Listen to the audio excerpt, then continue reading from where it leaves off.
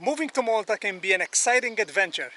Here are 12 important things you need to know before moving in Malta. Let's go!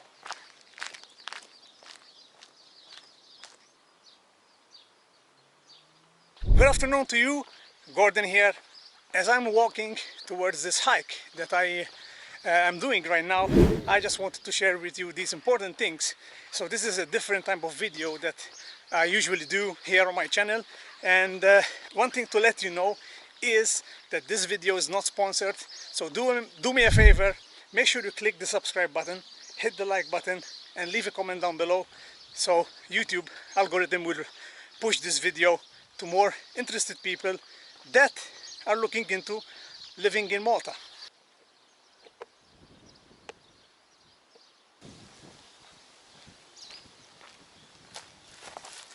Alright, the first important thing you need to know is the weather and the climate. So I'm doing this hike here. It's beginning of June.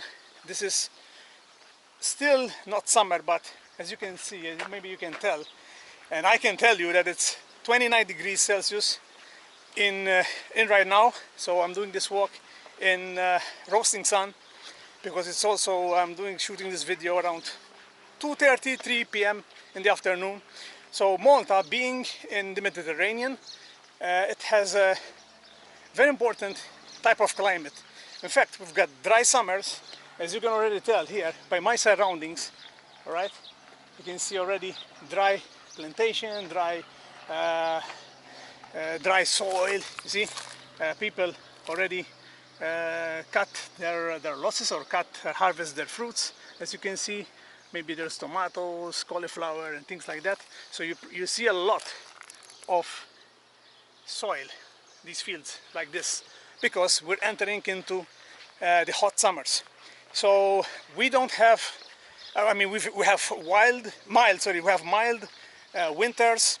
Usually the toughest ones are January, February, let's put it this way. In fact, we have a saying here in Malta that February, which in Maltese is frar, ifawwar il-bjar, which means February fills up your wells, which means it's the rainy season, or rainy month, let's call it rainy month here in Malta. But as you know, the kind of weathers are changing everywhere in the world. But this is very important to understand, that if you're coming here in summer, and even throughout the year, it's very humid here, so pack your light things.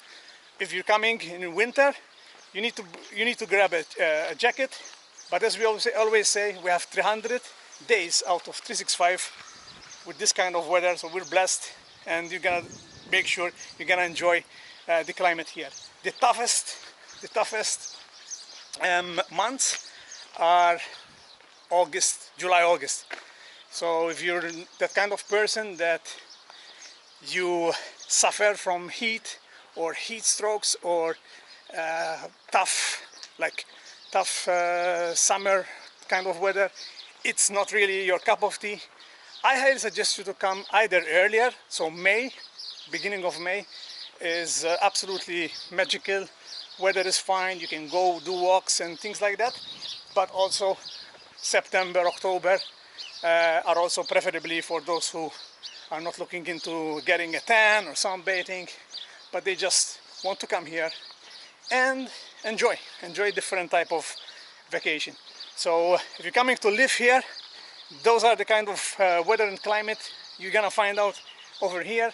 As the birds are chirping around me, we're gonna go to the second important thing you need to know before you come to Malta.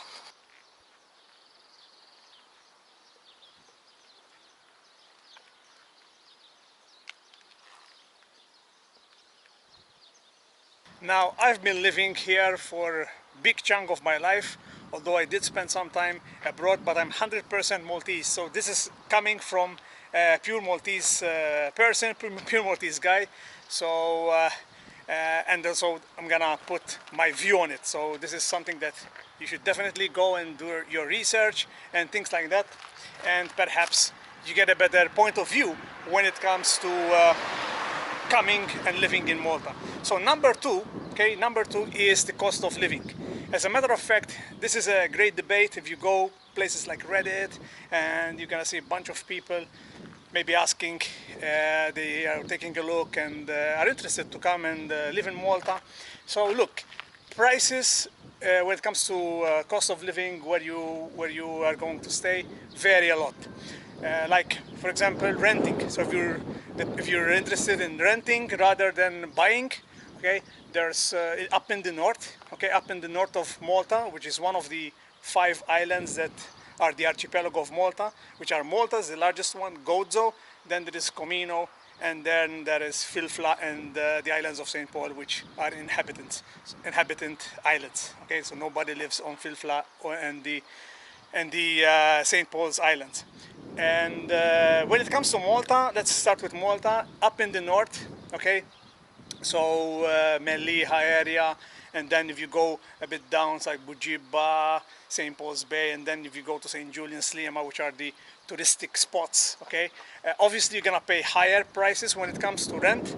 Even, I can also say, Msida now is becoming like also Msida, Gzira, which are located next to each other. And a lot of foreigners perhaps go for that. If you find, if you will do a lot of research, you might find some good spots. But then, if you go in the south, okay, where I'm here in the south, I live in the south, you can find a lot of better pricing when it comes to renting, and obviously, if you're also interested in buying.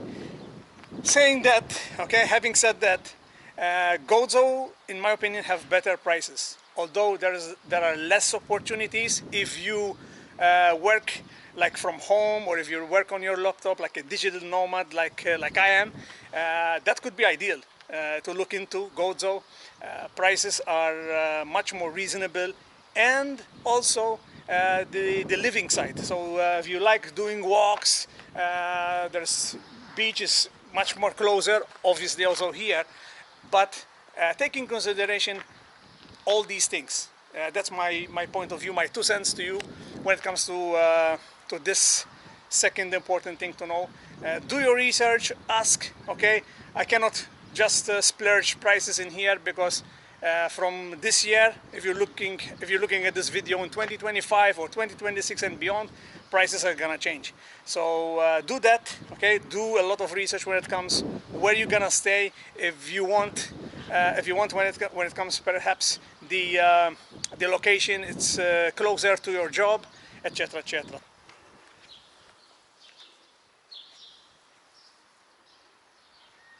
So transportation, well, that's again another debate when it comes to you from your home going to your work. If you're going with public transport, it's another interesting thing. Sometimes, most of the times are reliable, let's give it to them, but it's affordable. If you're Maltese, or you have ID here, for the residents in Malta, the bus transportation is free. So, and it's like $2.50 for every ride if you're foreigner. So again, look into that. There's also apps like Bolt, eCabs. They are not sponsoring this video, but just to name a few, and even Uber are here in Malta. So you can download the app, or you have already the app, and you can use that service. But on the whole, okay, as I'm Maltese, I would love to see more boat type of taxis in the near future. That's my take on that. I don't know if you agree, let me know in the comments below. So imagine going from, I don't know, from Marsaxlokk to, I don't know, to Birgu, or, you know, the 3 cities. Right now, there are some ferries, to be honest with you. Like you can go from Valletta to Sliema ferries, Valletta to the 3 cities, and or the opposite as well. But I would love to see more. Imagine using the, since we are an island, using these boat taxis would be another interesting thing, especially in summer, like where the weather is, and even the wind is not that tough, perhaps, than in winter times. So that's number 2 for you. Let's move on. I'm gonna grab my bag. Let's move on, and I will tell you more especially with the number 3. The third important thing you need to know. Let's go.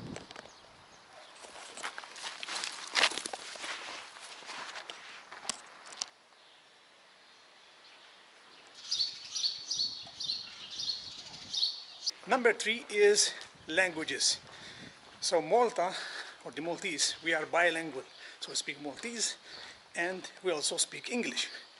Now, in the last 20-25 years, with more people coming in, with TV stations like the Italian TV stations where I was a little kid, more people know more than 2 languages.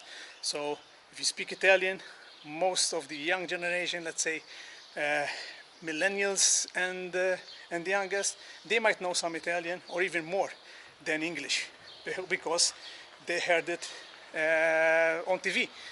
I remember my time when I was a kid, when I finished school, the stations were in Italian most of the time. Now with the cable and with this TV series programs, English is much more in vogue, but you can also find people who speak other languages like Spanish, German, French. So it's a melting pot. And nowadays, because a lot of people are coming from Asia, so from Philippines, India, Sri Lanka, and Nepal, and so on and so forth. I need to go this way. Look, this is the Gaudia, guys. Gaudia Church. I need to come and do a vlog on this side as well.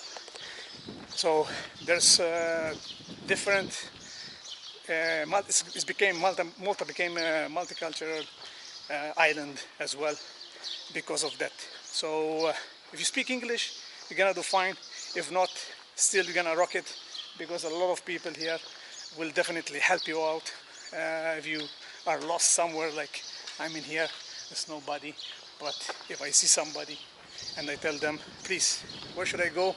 They will definitely, if they don't know, if they don't speak, they knock at their neighbor and they will help you out. They will sort you out. All right, moving on.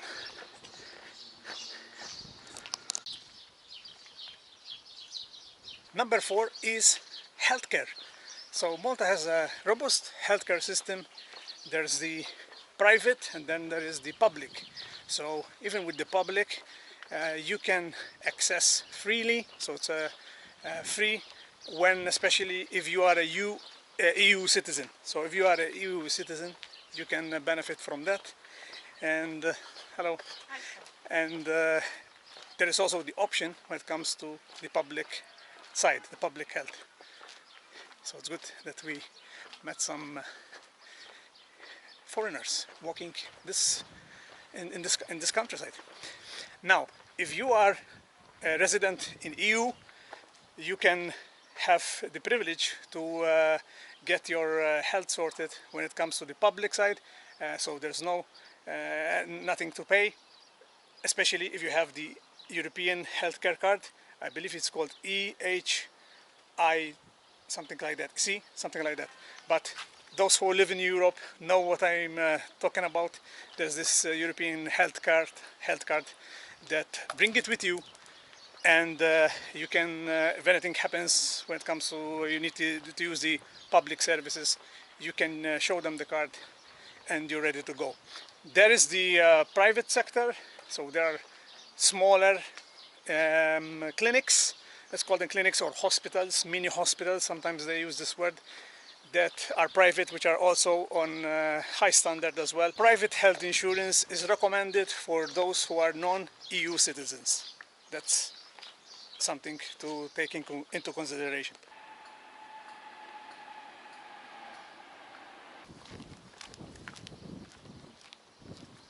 Now I stopped admiring this beautiful Maltese typical farmhouse here in the countryside, just to tell you about number 5. So the 5th important thing is residency and visas. Now, for those who are living in Europe, or maybe they are from Europe, you have the right to come here and work. You don't need any visas, just work permit, I guess, with your employer. But again, go deep on that, ask questions, whether it's the company that you're going to work with here in Malta, or the small business owner that you're connecting with, or the agency, perhaps the agency who is recruiting you to work in Malta. But that's okay if you are not, if you are from EU. So EU countries, you have the right to come and work here without any visa. Now, for those non-EU, there are some countries, obviously, they need visa requirements for residency. I've put up Ultimate Travel Tracker, and inside of that, there is, if you go on resources, you might find a website called, I believe it's passport.org, but go download it down below this video. It's called the Ultimate Travel Tracker, and if you click on your passport or you click on the location that you want to go, also from that website, it will let you know if you need visa to come for a holiday, and also I believe also for work. So make sure you do your research always, and before you commit or pay something or pay anything to anybody, especially for those who are from outside Europe. And look how beautiful it is. I'm close to the airport, and we should see the plane. Yeah, take a look at this. So I'm closer than you think to the Maltese airport. Anyhow, so that's when it comes to residency and visas. Number one tip again on this: if you are from EU country, you don't need to reside and to work. You don't need any visas. And if you are from outside EU, definitely you need to check out. Depends on your passport. Depends which country you're from. Different rules, you know this, different rules, different regulations, but don't give up. Just ask good questions, ask great questions if you're interested to come for a holiday or also to work here.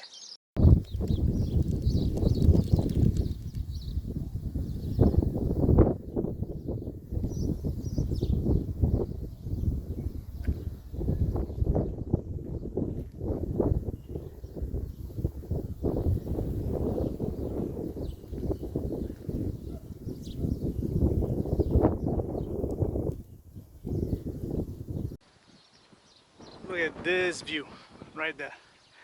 We've got some pigeons here resting before you see them fly again. And this brings us to the important thing for you guys is number 6, which is transportation. Now, I'm a heavy user of public transportation, and yes, you can hear from the locals, and I believe everywhere in the world is like that. Sometimes it's shaky, sometimes it's not reliable, but again, you need to definitely perhaps listen to those who use it frequently rather than those who maybe use their private car, which is an option for you. So basically the options are buses. The most used transportation publicly is actually buses. That's the number one thing, and maybe the only thing actually out there. Second is you can either rent or own your car. So perhaps in the beginning you can use the public transportation at first, or these apps. These are like the car apps that I mentioned earlier. I'm not gonna mention them again because again they're not sponsoring this video. And yeah, so owning a car, it could be at cost, it could be interesting for you. A lot of people in here, especially just to give you an anecdote, from 18 when they reach at that age, mostly they opt to own a car. That's why hence a lot of traffic. Yes, it's one of the main issues since this section is about transportation. I need to mention this. So yeah, transportation, when it comes to traffic, you're gonna struggle with that. A lot of people trying to figure out the best ways. There's people saying about trams or undergrounds or whatever. But I'm speaking here 2024, if you're watching this video, public transportation is buses. If you want, you can rent a car or perhaps buy a car. So those are the options when it comes to transportation here in Malta that transports you from A to B, right? So make sure you understand this. Make sure you know the buses. Okay, there's the apps when it comes to buses, and also obviously the apps, the car apps that I mentioned. But again, if you have a certain type of salary, are you gonna use them frequently? Are you gonna spend on these car apps? Are you gonna choose the public transportation or renting or owning a car? That's up to you, my friends.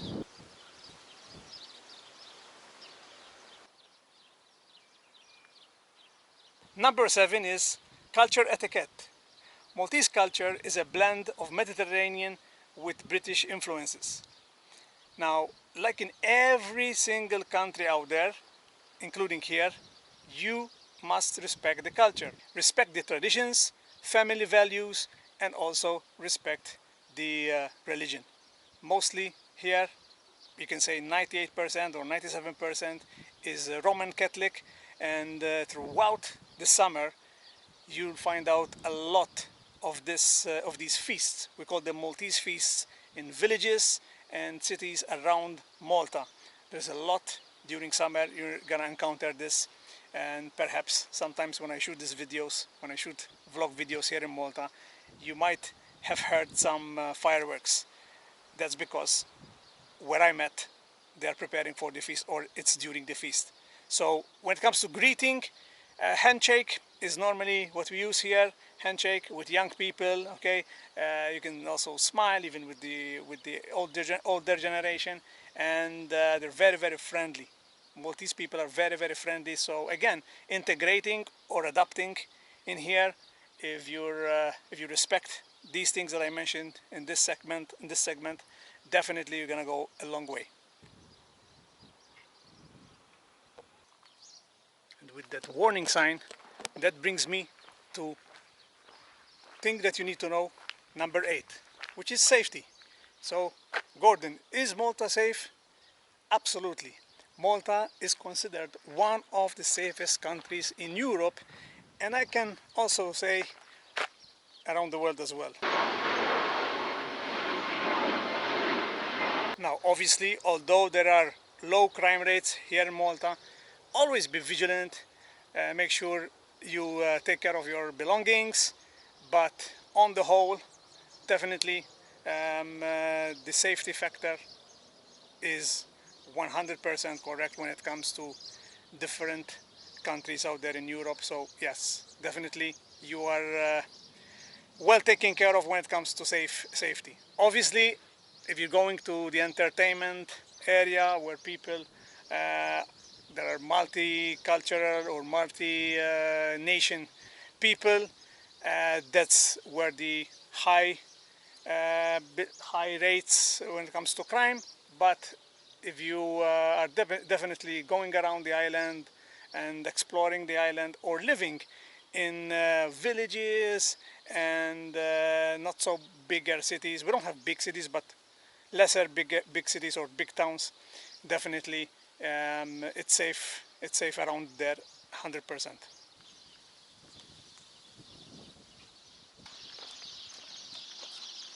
While I'm taking a break here in these surroundings, let me tell you about the ninth important thing you should know before coming over here in Malta. So one of the most important ones, I must say, all of them are important, but this one is the job market. So a lot of people have contacted me or always contact me, that come from outside Europe, but yet again, I cannot reply because I don't control, or I don't have an agency. You need to do your own research, and when you found an agency, when you found an employer, you should you should ask the right questions to them. So Malta's economic sector, or Malta's economy, let me put it this way, Malta's economy is diverse, with key sectors in tourism, gaming, financial services, and information technology. Now, for those who know English, for those who speak, read, and communicate with English, they have definitely like they are in advance than the others. So it's an advantage if you speak English. So take that in consideration. Before coming here, go take a course in English, learn English. Nowadays, from what I've heard, because I'm not that type of person who follows the news anywhere, but from what I've heard, even you should speak at least when it comes to the health sector, I believe, even some Maltese. Yes, it's a hard language, but which language is not hard? You just, if you focused, if you really want to come living here, adapting is number one. You see, when I went to Scotland to live, first thing that it wasn't bearing in mind is I want to adapt as soon as possible. So although they spoke Scottish, which is completely different than English for those who know, it's hard, they have a hard, tough accent. I wanted to learn what it means. I wanted to use it. I wanted to go to the pubs and things like that. Things that are different from here. You see, adapting is number one thing. And when it comes to job, the job market, apart from what I've mentioned, the healthcare is pretty high on the list. You see people everywhere. Since the moment you land here, you see them working in airports. So the airports, public transportation, when it comes to the car apps, it's pretty high when it comes to availability. Let's put it this way, availability from people outside Europe, from Europe, to find a job in here. Then again, it comes with your skills. I know that some, due to regulations, your degree in the Philippines will not count here in Europe, also in Malta. But yet again, the more skills you acquire, the more interested in your job to go to the next level, definitely you can be promoted to something different, maybe higher salary, etc., etc.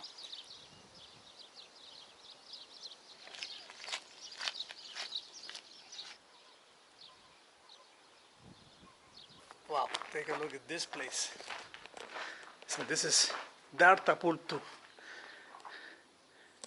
As a matter of fact, I did a video, you find it on my channel, about this. That's like 2 years ago. Take a look at this. This is the situation here. But I came here not to show you here, not to show you this place, Dartapultu, but to tell you about the 10th important thing you need to know.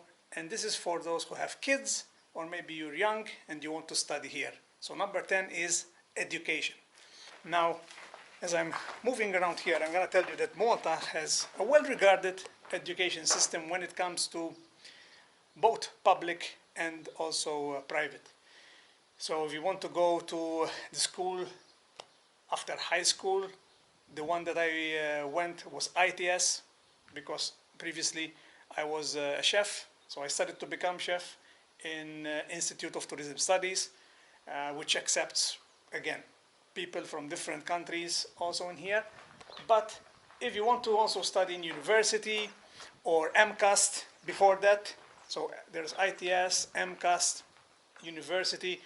Obviously there's school like preschool, like kindergarten, and then there is the primary and so on and so forth. But I'm mentioning that even if you are a bit older, you can also take a look at the courses that University of Malta offers.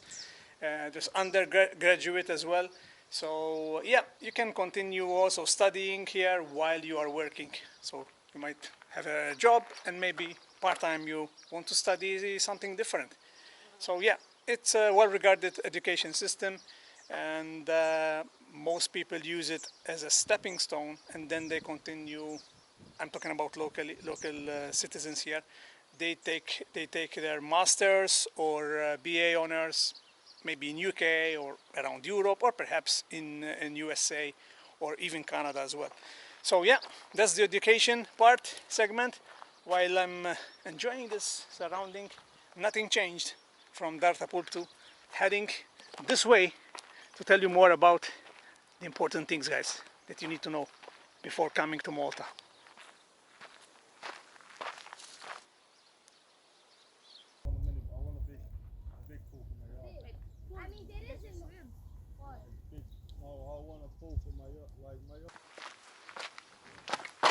Hello. Hi.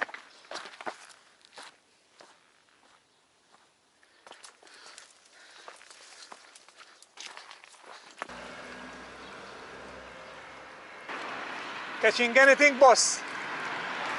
No, nothing? But usually you catch here or? Sorry? Before I catch. Before you catch. There's also there on that side there is like a pier. So you go out a bit. Maybe it's much more deep. All right.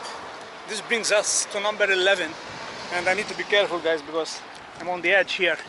So I made it to my destination, but check this out. This is what you see in Birza Buja as soon as you come in from that area. And that's the tower. You can see, I don't know because this camera doesn't zoom, but that's the St. Lucian Tower. I did a vlog some time ago. But number 11 for you guys is leisure and recreation. As you probably saw in my shot here, I was talking with that gentleman who was fishing. So there's a vast things you can do while you're off work when it comes to recreation. So from running, you can go hiking like I'm doing and like to do. You can go in summer with a boat. There's parties, events.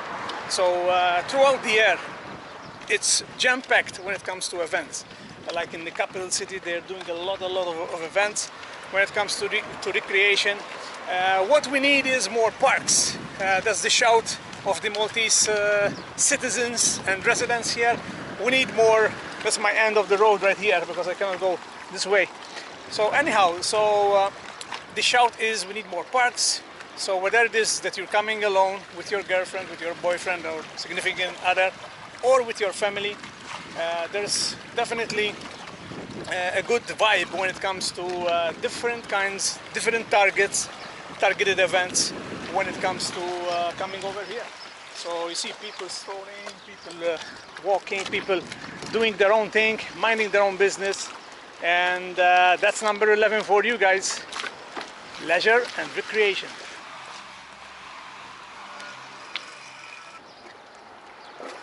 This must be the smallest boat in Malta. Check it out.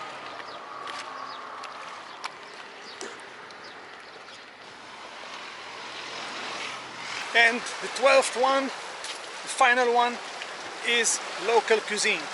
Now, Maltese cuisine is a mix of Mediterranean, so influence from Italy and pretty much all the regions of Italy, the northern of Africa, and also English. So must-try foods are pastizzi, ftira, what else? Rabbit stew, and many more. But from different kinds of food, also seafood. While we're here on the beach, seafood is a must-try here in Malta. And also what from different, I mean, pastizzi can cost like 40-50 cents of a euro. And also there is, for those who are aiming high when it comes to fine dining, we have Michelin restaurants in here, over here. So make sure you go and check out on the Michelin guide if you're that kind of have that kind of interest. What I love to see is innovation more in the next, perhaps, few years. I love to see innovation when it comes to food while I'm enjoying here Rocky and the waves crashing. So yeah, like pastizzi, we have like the main flavors are two, with ricotta and with peas. So, but I would love to see more innovation in that field as well. So yeah, that's something that I would love to see in the near future.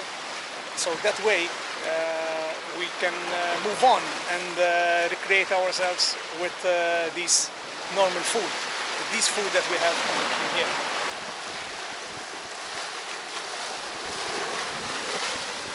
So yeah, that brings us to an end, my friends, from this rocky side of Birza Buja. Let me know if you enjoyed this video. Click the thumbs up button, subscribe. Make sure you subscribe. Help me reach the next level here. And leave a comment. Did you enjoy this? What else did I did not cover? but this is a different style of video. But since a lot of people, since I began doing videos on YouTube, would love to hear my take on this, there you go. Those were the 12 things you need to know before coming here in Malta. Thanks guys for watching, and I'll see you on the next one. God bless. Bye bye.